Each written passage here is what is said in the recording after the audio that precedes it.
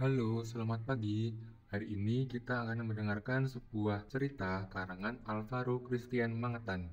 Peserta kelas menulis Gendis Sewu, pendampingan petugas Taman Bacaan Masyarakat se-Kecamatan Wiyung. Yuk duduk manis kita dengarkan ceritanya.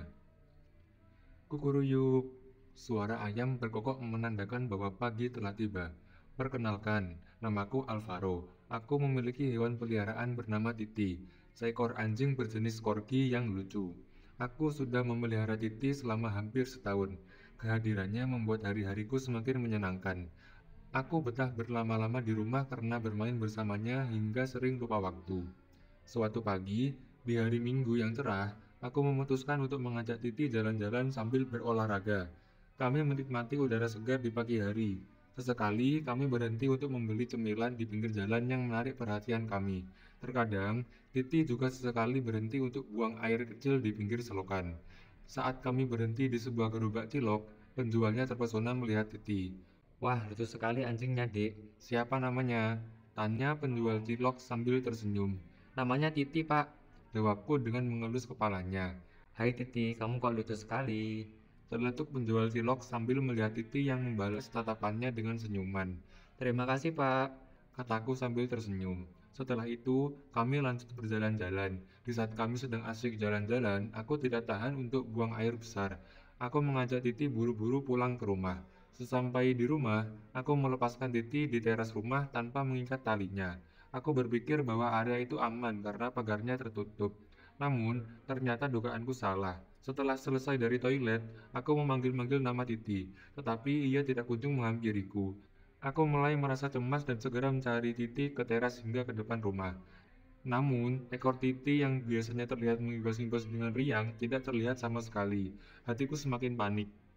Ya Tuhan, Titi, kamu di mana? Titi, Titi. Ucapku dengan suara lantang dan mencoba menahan rasa khawatir yang semakin membesar. Aku pun berlari menuju pos satpam di ujung kompleks perumahan. Permisi, Pak. Apakah tadi Bapak melihat anjing pendek gemuk lewat di sekitar sini? Tanyaku dengan harap-harap cemas. Waduh, enggak tuh, Dek. Anjingmu hilang. Bagaimana kalau kita cari sama-sama? Sahut Pak Sapam dengan sigap. Kami berdua pun mulai mencari Titi ke seluruh sudut komplek perumahan. Setelah beberapa lama mencari, akhirnya aku melihat kibasan ekor berwarna coklat yang bersembunyi di antara pot bunga milik tetanggaku. Aku mendekat untuk memastikan bahwa itu benar Titi. Titi, astaga, aku khawatir dan mencarimu kemana-mana. Ternyata kamu di sini. Aku langsung memeluk dan menggendong Titi dengan erat. Aku merasa lega karena akhirnya Titi ketemu. Syukurlah sudah ketemu anjingnya, ucap Pak Satpam. Iya, Pak. Terima kasih sudah membantuku mencari Titi, jawabku. Sama-sama nak, dijaga baik-baik ya anjingnya, jangan sampai lalai lagi. Pesan Pak Satpam dengan bijak. Iya, Pak. Jawabku sambil mengangguk. Pak Satpam meninggalkan aku dan Titi kembali ke pos. Aku juga mengajak Titi kembali ke rumah. Sesampainya di rumah, aku langsung memberi Titi makan dan minum. Langit sudah mulai gelap. Aku bersyukur karena Titi berhasil ditemukan sebelum malam tiba. Aku memeluk Titi erat-erat, berjanji pada diri sendiri untuk lebih berhati-hati dan tidak lagi lalai dalam menjaganya.